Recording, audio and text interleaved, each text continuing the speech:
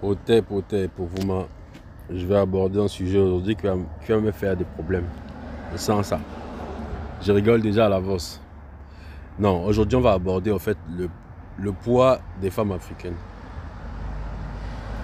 En fait, qu'est-ce que j'entends par là? En fait, à l'époque, par exemple, il y a plus de 25 ans en arrière, quand on marchait en fait dans nos rues, on croisait très difficilement en fait une femme avec beaucoup trop de poids. C'est-à-dire que les femmes avaient des formes comme aujourd'hui, mais c'était des formes, tu sentais qu'en fait c'était le muscle. C'était le muscle qu'elle avait en fait. Donc c'est-à-dire que tu sentais qu'elle était en bonne santé. Mais aujourd'hui, quand on se promène dans nos marchés, et soyons honnêtes, parce que les femmes là, je veux pas en fait des commentaires juste émotionnels. Il faut qu'on essaie d'être factuel. Quand vous marchez dans nos marchés aujourd'hui, qu'est-ce que vous constatez en fait? Il y a des mamans par exemple, son seul sport de la journée, attendez, je vais vous développer ça. Brûler des calories avec des entraînements réguliers, c'est devenu le nouveau mode de vie de l'entraîneuse de fitness nigériane Nwanneka Nweze. Cette femme de 29 ans a décidé de perdre du poids il y a environ un an. À l'époque, elle pesait 125 kg. Elle était déterminée à retrouver son estime de soi et à maintenir un mode de vie sain. Et elle a perdu plus de 38 kg depuis qu'elle a commencé cette nouvelle aventure. Elle aide maintenant plusieurs autres personnes qui rencontrent des difficultés similaires. Il y a une photo que j'ai prise de moi. Sur cette photo, j'étais littéralement très grosse et j'avais tellement honte de sortir la photo parce que partout c'était juste gros. Je me suis dit que je ne voulais pas continuer à être aussi obèse, donc c'est là que j'ai commencé à me prendre en main. J'ai des cours en ligne et hors ligne. Vous devez préparer les gens à la fois physiquement et mentalement avant qu'ils puissent commencer. Il y a de plus en plus d'adultes en surpoids au Nigeria et dans toute l'Afrique subsaharienne selon la Health Tech Company Wellnumi. Dans son récent rapport, de nombreuses personnes en Afrique subsaharienne adoptent un mode de vie plus communément trouvé dans le monde occidental en mangeant des quantités excessives d'aliments riches en calories et en passant plus de temps assis. Nous avons constaté une tendance assez inquiétante parce que nous voyons maintenant qu'il y a une grande partie de la population féminine au Nigeria qui prend plus de poids qu'elle ne le devrait. L'obésité en elle-même est un problème de santé, mais elle augmente également le risque de développer des pathologies comme le cancer, l'hypertension et le diabète.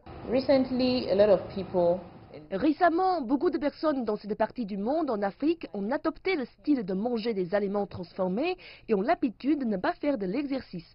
Manger tard peut contribuer à être obèse, manger des aliments gras de mauvaise qualité et manger trop, je veux dire trop de tout, c'est mauvais. Selon l'Organisation mondiale de la santé, environ 26% des adultes nigériens sont obèses ou en surpoids. Beaucoup disent que le maintien d'une alimentation saine et équilibrée peut être une entreprise coûteuse, en particulier pour les 82 millions de personnes qui vivent en dessous du seuil de pauvreté. Mais les experts médicaux préviennent que la gestion des risques pour la santé associée à l'obésité et au surpoids a un coût beaucoup plus élevé.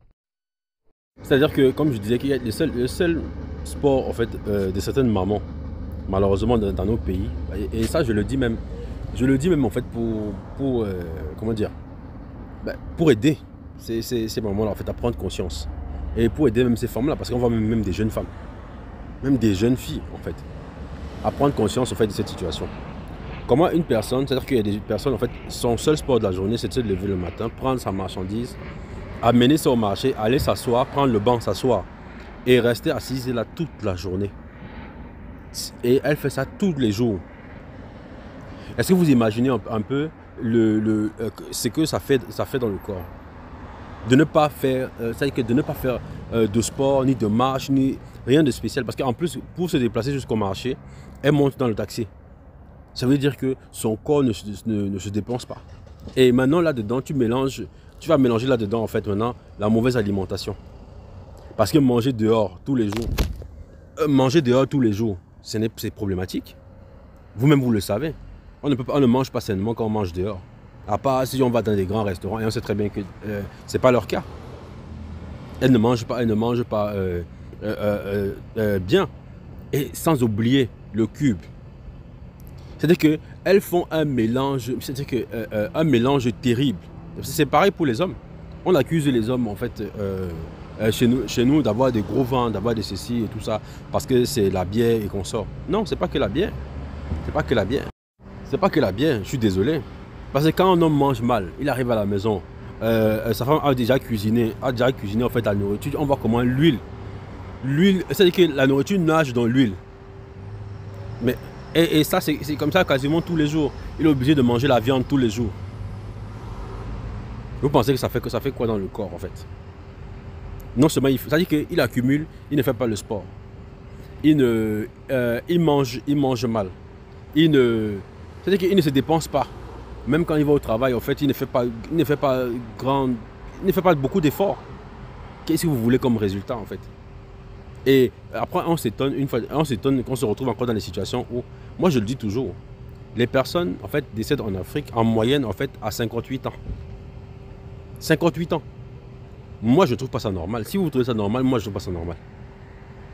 Donc ici, moi, ma réflexion d'aujourd'hui est de savoir en fait, mesdames, parce que c'est vous qui êtes chargés en fait de vous occuper de la cuisine. Et c'est vous qui êtes chargés en fait de vous occuper aussi de votre santé. De votre santé.